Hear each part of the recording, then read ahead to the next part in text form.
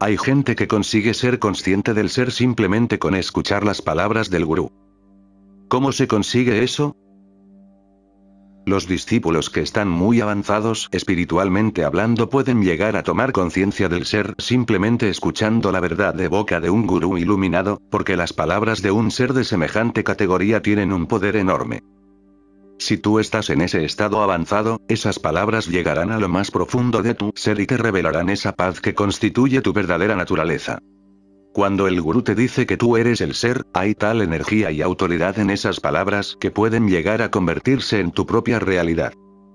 Si eres puro y estás preparado, no necesitarás practicar nada. Bastará con una palabra de un ñani para que tú también te establezcas en ese estado. ¿Cómo proyecta la mente el mundo que veo ante mí? Todo lo que vemos durante el estado de vigilia es un sueño. Estos sueños son pensamientos nuestros que se manifiestan. Los malos pensamientos producen malos sueños y los buenos pensamientos, sueños buenos. Y si no tienes pensamientos, no sueñas nada. Pero aunque sueñes, debes comprender que tu sueño también es el ser. No hace falta suprimir los pensamientos o no pensar absolutamente nada para vivir siendo consciente del ser. Si tienes presente que hasta los sueños de cuando estás despierto y de cuando duermes son el ser, entonces los pensamientos y los sueños que producen pueden continuar porque ya no te representarán ningún problema. Simplemente, sé el ser en todo momento y, en ese estado, sabrás que todo lo que se aparece ante ti no es más que un sueño. A lo que me refiero es a cómo crean los pensamientos y los deseos este mundo en el que vivimos. Me parece bastante imposible que todo esto que estoy viendo sea una manifestación de mis deseos ocultos. Imagínate que un hombre tiene que coger un tren a las 3 de la mañana y que, al acostarse, piensa, me tengo que despertar antes de esa hora para poder coger el tren. Entonces, durante la noche, sueña que se despierta a las 2:30, que se acuerda de su viaje en tren, que se levanta de la cama, que se va a la estación, que se sube al tren y que ocupa su asiento. Pero piensa, tengo un poco de sueño porque he madrugado mucho esta mañana. Me voy a tumbar y voy a echarme una cabezada. Entonces, se estira en el asiento y se queda dormido. A la mañana siguiente, se despierta a las 8 de la mañana en su cama, en su casa, y se da cuenta de que ha perdido el tren, de que todo ese viaje no había sido más que un sueño provocado por el pensamiento de tengo que despertarme antes de las 3 de la mañana. Este estado de vigilia que tú consideras real no es más que un sueño que se está desarrollando ante ti, que se aparece y se manifiesta ante ti a causa de algún deseo o miedo oculto. Tus vasanas brotan, se expanden milagrosamente y crean para ti todo un mundo de sueños de vigilia. Considera que todo es un sueño. Reconoce que no es más que una expansión de tus propios pensamientos. No pierdas de vista al ser, ese sustrato en el que se proyecta este vasto sueño tan creíble. Si te aferras al conocimiento de yo soy el ser, te darás cuenta de que los sueños también son el ser y no te quedarás atrapado en ellos. Puede que la verdad sea eso del todo es uno, pero resulta imposible comportarse de la misma forma ante todo lo que hay en el mundo. En la vida cotidiana, uno tiene que discernir y establecer diferencias. Una vez fui a pasear cerca de los edificios de la viviendas del gobierno construidas en la década de 1970, a unos 300 metros del ashram de Annamalai Swami. A un lado de un edificio había una zanja para las aguas fecales y, aunque yo estaba bastante lejos de allí, me llegaba su olor fétido. Como no quería tener que soportar ese olor nauseabundo, me fui por otro lado. En semejantes circunstancias, uno no se plantea que todo es uno, todo es el ser y se pone a chapotear en las aguas fecales. El que uno tenga el conocimiento de que todo es el ser no quiere decir que tenga que poner su vida en peligro ni que tenga que pasar por sitios insalubres. Cuando te fundes con el ser, hay un gran poder que se apodera de ti y que dirige tu vida. Se ocupa de tu cuerpo, te pone en el lugar adecuado en el momento adecuado, te hace decir lo que es adecuado para la gente con la que te encuentras. Ese poder se apodera de ti hasta tal punto que tú ya no eres capaz de decidir ni discernir nada por ti mismo. Ese ego que va pensando tengo que hacer esto o no tengo que hacer lo otro, ya no existe. El ser simplemente te infunde vida y te obliga a hacer todo lo que se debe hacer. Pero si no estás en ese estado, entonces utiliza tu discernimiento con inteligencia. Puedes escoger entre sentarte en un jardín y disfrutar del perfume de las flores, o puedes meterte en esa zanja de la que te hablaba y coger cualquier enfermedad al inhalar sus efluvios. Por tanto, mientras conserves el ego y el poder de discernimiento que lo acompaña, utilízalo para inhalar la fragancia que sentirás en presencia de un ser iluminado. Cuando pasas un tiempo en compañía de un jnani, su paz se te va metiendo dentro hasta tal punto que, de repente, te das cuenta de que tú también estás sumido en la paz. En cambio, si lo que escoges es pasar el tiempo con personas que tienen la mente llena de malos pensamientos, también empezarán a calarte su energía mental y sus vibraciones. Yo te digo una y otra vez, eres el ser, todo es el ser. Pero si esa no es tu vivencia, puedes crearte problemas si te dedicas a simular que todo es uno. Aunque el Advaita sea la experiencia suprema, no es algo que pueda poner en práctica una mente que aún percibe diferencias. Aunque la electricidad es una forma de energía muy útil, también es potencialmente peligrosa y hay que saber usarla bien. No metas el dedo en el enchufe porque piensas que todo es el uno. Para poder tomar conciencia del ser, se necesita un cuerpo que funcione bien. Establecerse en el ser es la única actividad de esta vida que resulta útil y que vale la pena. Así que, hasta que alcances esa meta, mantén el cuerpo en buen estado. Después, será el ser mismo el que se ocupe de todo, y tú no tendrás que volver a preocuparte de nada. Además, ni tan siquiera podrás porque ya no existirá esa mente que se preocupaba, que escogía y que discernía. En ese estado, ni la necesitarás ni la echarás de menos. ¿Cómo debe uno comportarse cuando está en presencia de un jnani? Simplemente, quédate callado. Entra en contacto con el silencio del ser interior. Esa es la manera de establecer un contacto con tu gurú, así como la mejor conducta al estar en presencia de un jnani. La mente no es más que una sombra. Todos los intentos de atraparla son en vano. No son más que sombras persiguiendo sombras. Una sombra no se puede controlar ni destruir persiguiéndola o agarrándola con la sombra de una mano. Son juegos de niños. Una vez, Ramtirtha contó la historia de un niño que iba corriendo por la calle intentando alcanzar la sombra de su cabeza, pero no lo conseguía porque, por muy deprisa que corriera, la sombra que proyectaba su cabeza siempre estaba delante. Su madre, que se desternillaba de risa al verlo, le gritó: «Ponte la mano en la cabeza». Al hacer lo que le dijo su madre, la sombra de su mano atrapó la de su cabeza y, por fin, el chico se quedó satisfecho. Puede que este tipo de consejo les sirva a los niños para sentirse felices, pero no va a aportar resultados satisfactorios por lo que respecta a la sadhana y a la meditación. No pierdas el tiempo persiguiendo esas sombras que son los pensamientos ni esa sombra que es la mente con técnicas de control mental, porque esas técnicas también son sombras. Regresa al origen de esa que es la mente y quédate ahí. Cuando permanezcas ahí, te sentirás feliz y ya no sentirás ningún deseo de perseguir esas sombras de pensamientos. Bhagavan contaba con frecuencia la historia del hombre que intentaba enterrar su propia sombra para librarse de ella.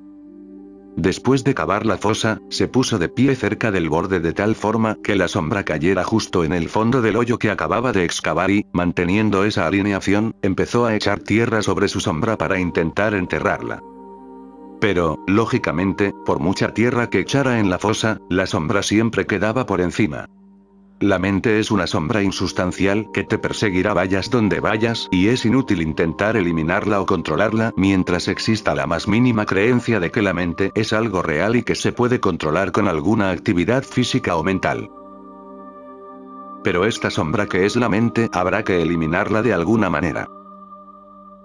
Cuando uno se vuelve consciente del ser, la mente deja de existir, lo cual no quiere decir que uno quede sumido en la conciencia del ser si elimina la mente, sino que es algo que sucede cuando comprende y se da cuenta de que la mente no ha existido nunca. Se trata de reconocer lo que es auténtico y real, y de despojarse de esas ideas erróneas sobre la realidad y la importancia de esa efímera sombra que llamamos mente. Por esa razón, Bhagavan y muchos otros maestros ponen siempre como ejemplo la analogía de la cuerda y la serpiente. En el suelo hay una cuerda pero, si tú la confundes con una serpiente, esa serpiente solo existe en tu mente, en forma de idea, y esa idea puede hacer que te preocupes mucho y te entre miedo. También puede que desperdicies mucha energía mental planteándote qué puedes hacer para evitar esa serpiente o para matarla. Pero una cosa es cierta. La única serpiente es la que está en tu imaginación. Por eso, cuando por fin ves la cuerda, se desvanece de inmediato el sustrato sobre el que se superpone tu idea errónea de que hay una serpiente. Lo que ha desaparecido no es una serpiente auténtica. Lo único que ha desaparecido es una idea errónea. El sustrato sobre el que se superpone la idea errónea de la mente es el ser. Mientras se ve a la mente, no se puede ver el ser, el sustrato, porque lo oculta una idea errónea pero persistente. Y al revés. Cuando se ve el ser, no hay mente. Pero ¿cómo puede uno deshacerse de ese falso concepto de que la mente es algo real? De la misma forma que uno se quita cualquier idea equivocada de la cabeza, dejando de creértela. Si eso no se produce de forma espontánea cuando recibes esa verdad de un maestro, no dejes de repetirte: no soy la mente. No soy la mente. La mente no existe. La mente no existe. Solo existe la conciencia. Si estás firmemente convencido de que esa es la verdad, un día esa firme convicción madurará hasta el punto de que la experimentarás de forma directa. La conciencia es lo único que existe. Si vas convenciéndote firmemente de que esa es la verdad, esa firme convicción acabará siendo tu experiencia directa. Tenlo siempre presente y ni te permitas considerar que cualquier otra cosa puede ser real. Si fracasas y le concedes a la mente, aunque solo sea un mínimo de realidad, se convertirá en tu propia falsa realidad. Una vez que se establece esta falsa identificación inicial de soy la mente es real, lo que sigue después no son más que problemas y sufrimiento. No le tengas miedo a la mente. Es un tigre de mentira, no es de verdad, y algo que no es real no puede hacerte ningún daño. Si te crees que ronda un tigre de verdad por los alrededores, entonces puede que te entre miedo y ansiedad. Puede que alguien esté imitando los ruidos que hace el tigre para gastarte una broma y meterte miedo, pero, cuando te dice quién es, se te pasa todo el miedo porque, de repente, te das cuenta de que ese tigre no existía más que en tu imaginación. Se puede tener una experiencia temporal del ser, de la realidad subyacente, pero dicha experiencia acaba esfumándose. ¿Puedes darnos algún consejo para conseguir estabilizar ese estado? Es posible que la vela se apague si hace demasiado viento. Si quieres que dé luz otra vez, tendrás que volverla a encender. Pero el ser no es así. No es una llama que pueda apagar el viento de los pensamientos y de los deseos, sino que siempre está brillando, resplandeciendo, siempre reluce. Si no eres consciente del ser, quiere decir que lo has ocultado con una cortina o con un velo que te impide verlo, pero el ser no se esconde detrás de ninguna cortina.